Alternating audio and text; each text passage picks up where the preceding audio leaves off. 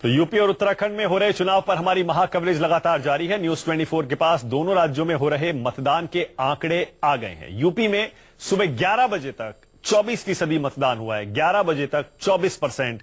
उत्तराखंड में 11 बजे तक 14% वोट पड़े। जरा देख लीजिए एक बार यूपी के सेकंड फेज का और उत्तराखंड का इलेक्शन मीटर क्या कह रहा है, वोटिंग मीटर। ब्रेकअप भी आपके सामने है, कौन कौन से जिले में कितने परसेंट वोट पड़े हैं। उत्तराखंड में वोटिंग सुस्त है, 11 बजे तक सिर्फ 14% वोट पड़ा है, जबकि यूपी में 24% वोट पड़ा है। और ब्रेकअप बरेली 24, सहारनपुर 25%। अब जरा कुछ तस्वीरें भी आपको दिखा देते हैं कि किस जोश के साथ, ये जरा मीटर देख लीजिए एक बार। यूपी के सेकंड फेज में 67 सीटों पर वोटिंग है और 11 बजे तक 24% वोट पड़ चुके हैं, यानी सुबह से ही लोगों में जोश दिखाई दे रहा है। अब उत्तराखंड देख लीजिए, जैसा मैंने कहा थोड़ी वोटिंग सुस्त है, सिर्फ 14% वोट पड़े हैं 11 बजे तक। उम्मीद यही है अब दोपहर और शाम होते होते वोटिंग का ये परसेंटेज रफ्तार पकड़ेगा। तस्वीरें देख लीजिए, यूपी में देखिए बिजनौर, संभल, बरेली, मुरादाबाद, अमरोहा, सब जगह काफी उत्साह लोगों में दिखाई दे रहा है। पोलिंग बूथ के बाहर लाइनें लगी हुई हैं। हर कोई यही सोच रहा है कि ये वोट आखिर पड़ किसे रहे, जा किस तरफ रहे। खासतौर से मुस्लिम मतदाताओं के, क्योंकि इन 67 सीटों पर मुस्लिम मतदाताओं की संख्या या प्रतिशत 34 है। 34% वोट मुस्लिम मतदाताओं के हैं, जो निर्णायक इस फेज में साबित हो सकते हैं।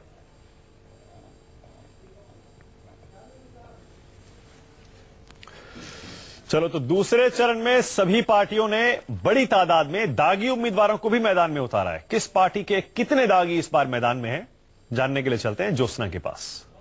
और चलिए अब आपको एक एक कर बता देते हैं कि जो चुनावी मैदान में नेतागण उतरे हैं उनमें कितने नेता दागी हैं। सबसे पहले बहुजन समाज पार्टी के 17 नेता हैं जो दागी हैं। समाजवादी पार्टी के भी 17 नेता ही हैं जो अपनी किस्मत आजमा रहे हैं चुनावी मैदान में। भारतीय जनता पार्टी की अगर हम बात करें तो 10 नेता ऐसे चुनावी मैदान में हैं जिन पर कोई ना कोई दाग लग चुका है। अगला नंबर है आरएलडी का, उसके 6 नेता चुनावी मैदान में हैं जो दागी हैं। अब हम बात करेंगे कांग्रेस पार्टी की, 4 नेता हैं, सिर्फ 4 नेता हैं जो दागी हैं। अन्य की अगर हम बात करें तो 30 की संख्या है जो लोग चुनावी मैदान में अपनी किस्मत आजमा रहे हैं और दागी हैं। कुल अगर हम आंकड़े की बात करें तो 84 नेता हैं जिनकी किस्मत का फैसला जनता करेगी, चुनावी मैदान में हैं और दागी हैं। चलिए, तो इधर रामपुर की सभी सीटों पर मुकाबला दिलचस्प है। रामपुर में आज केंद्रीय मंत्री मुख्तार अब्बास नकवी ने भी वोट दिया। हमारे संवाददाता संजीव त्रिवेदी ने उनसे बातचीत की है, जरा देखिए। हमारे साथ इस वक्त केंद्रीय मंत्री मुख्तार अब्बास नकवी साहब हैं, यहीं के रेजिडेंट हैं, वोट डाल करके निकले हैं और अपने चुटीले संवादों के लिए नकवी साहब जाने जाते हैं। आपने कुछ 3C इजाद किया है इस बार उत्तर प्रदेश में चुनाव हो रहे हैं उसके लिए। देखिए, करप्शन, कुशासन और क्राइम का जो कुनबा है उसका सफाया होगा। लोगों का जो मतदान हो रहा है, जिस जुनून और जज्बे के साथ लोग वोट कर रहे हैं, उससे एक बात बहुत स्पष्ट है और हमें इस बात का पूरा यकीन है कि इस चुनाव के बाद जो 2 हंसों की जोड़ी है वो यही गाना गाती फिरेगी, 2 हंसों की जोड़ी बिछड़ गए रे, गजब भयो रामा, जुलम भयो रे। जुलम हो जाएगा। और उसके बाद जो है वो मुलायम सिंह जी और सोनिया जी कहेंगे कि बाबुल की दुआएं लेता जा तुझको सुखी संसार मिले। उसी के साथ जो बहुजन समाज पार्टी जो बाहुबलियों का बसेरा बना हुआ है वो यही होगा कि जो कुछ हाथी जो है वो पार्कों में लेटे हुए हैं, कुछ हाथी बैठे हुए हैं, ठीक है, चल चल चल मेरे हाथी मेरे साथी, चल ले चल खटारा खींच के, यही स्थिति होने वाली है। क्योंकि उत्तर प्रदेश के लोग जो है कुशासन, करप्शन और क्राइम का खात्मा चाहते हैं, सुशासन की स्थापना चाहते हैं। लेकिन लंबे समय से यहाँ पर जो गैर भाजपा दल हैं वो काबिज रहे, खासतौर पर विधायकी की जितनी सीटें, इस बार जो है वो बनवास खत्म होगा। तो यानी कि रामपुर में रामराज, बिल्कुल रामराज का जो है पताका रामपुर से फहरेगी, तभी पूरे प्रदेश में रामराज आएगा। चलिए, बहुत बहुत धन्यवाद। कहीं न कहीं ये अंदाज कहने का कि यहाँ से वो बिगुल फूका जाएगा, पूरे प्रदेश में भारतीय जनता पार्टी की सरकार बनेगी। तो 24% वोट पड़ गए 11 बजे तक। और अनिल देख रहे हैं कितने कॉन्फिडेंट लग रहे हैं मुख्तार अब्बास नकवी। आप दोनों के गठबंधन पे कैसे चुटकी ले रहे हैं? ये तो कॉन्फिडेंस तो बहुत दिख रहा है। मैंने बताया ना कि जो पहले एक रिएक्शन मैं भी देना चाहता हूँ राजीव जी, क्योंकि आप दोनों भाई भाई हैं, मैं थोड़ा सा डिस्टेंस के बाद आऊंगा। जो पहले चरण में स्थिति है उसके बाद इन्होंने पूरा होमवर्क किया है और ये कॉन्फिडेंस दिखा रहे हैं फेस पे। बाकी है कुछ नहीं। 24% वोट क्या है? 24% जो अभी तक वोटिंग हुई है, क्या सिग्नल आपको समझ में आ रहा है उसमें? देखिए अभी आधा दिन भी नहीं हुआ है, अभी तो बढ़ेगा वोटिंग परसेंटेज। और दूसरा, मैं एक आपने ब्रेक लेने से पहले वित्त मंत्री का एक स्टेटमेंट बताया था जिसमें आपने कहा कि नोटबंदी उत्तर प्रदेश में मुद्दा नहीं है। मैं बता दूं ये किस तरह का स्टेटमेंट है। अगर नोटबंदी उत्तर प्रदेश में मुद्दा नहीं होगा तो कहां होगा? यहाँ पर 60% आदमी खेती करता है और 77% आदमी अपने गांव में रहता है। आपने नोटबंदी करके किसान को मजबूर कर दिया कि वो अपनी फसल रोड पे फेंके, उसे जलाए। सुन लीजिए मेरी बात तो सुन लीजिए। छोटे कारोबारियों का आपने धंधा बंद कर दिया। जो नौजवान बाहर जाते थे घर से नौकरी के लिए, आपने उन्हें घर वापस बिठा दिया। और आप कह रहे हैं उत्तर प्रदेश में मुद्दा नहीं है नोटबंदी। आपको जवाब देगी उत्तर प्रदेश की जनता नोटबंदी के ऊपर ही जवाब देगी। एक करके सुरेश जी, पहले मैं 24% वोट पे आपका रिएक्शन चाह रहा हूँ। 24% तो 11 बजे तक पड़ा है। अच्छा वोटिंग परसेंटेज है। फाइनली जाके मुझे लगता है फर्स्ट फेज में जो वोटिंग हुआ उसी लगभग ये पहुंच जाएगा और ये दिखाता है डिजायर फॉर चेंज कि नई सत्ता चाहिए। इसे आप अपने पक्ष में मान रहे हैं? बिल्कुल हमारे पक्ष में तो है ही।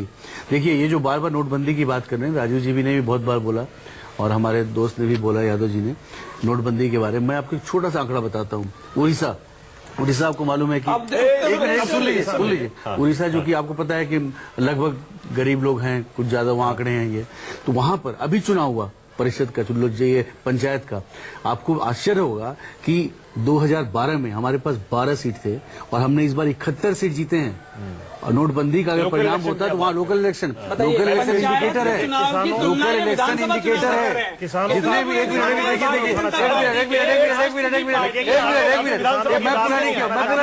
मैं पूरा नहीं क्यों उसके बाद मानक जी जितने भी चुनाव हुए हैं, उसके बाद जितने भी चुनाव हुए किसानों के बारे में लोग आके हमें वोट दे रहे हैं और नोटबंदी मुद्दा नहीं है। किसानों के बारे में यादव की नाकामयाबी है। ठीक है, चलिए नरेंद्र मोदी के परफॉर्मेंस पर नहीं हो रहा है। पहले भी ये पूछा किसानों का वोट आने में भाई यादव जी एक मिनट, ये गलत बात है। आपने क्या किया उत्तर प्रदेश के बीच में हम बोले नहीं थे। इतना एडवांस लॉ आपके बीच में हम बोले नहीं थे, बाद में आप जवाब दे देना, बाद में आप जवाब दे देना। एक मिनट एक करके। हाँ, नोटबंदी की वजह से किसानों का भारी नुकसान हुआ है। नोटबंदी उस वक्त की गई जब जो है खरीफ की फसल किसान के घर में आई थी, चाहे वो धान का किसान हो, दालों का किसान हो, सब परेशान हुआ।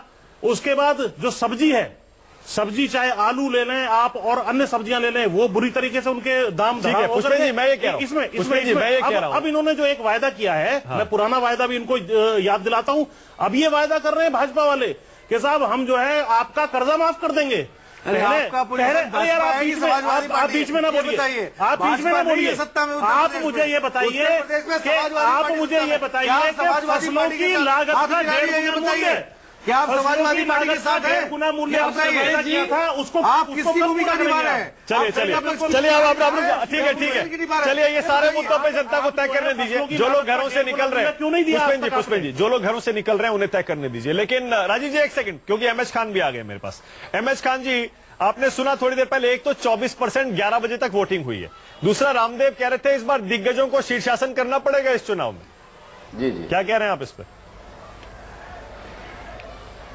जी रामदेव जी जब नोटबंदी हुआ था तो बहुत बढ़ चढ़ के आपके भी टेलीविजन पर आए थे। उनका पूरा व्यापार ठप हो गया तो अब नोटबंदी बोलना बंद कर दिए। अब दूसरा बात आ रहा है शीर्षासन और ये आसन वो आसन, यही करके जनता को भरमाते रहते हैं। ये लोग से क्या लेना देना है चीज को।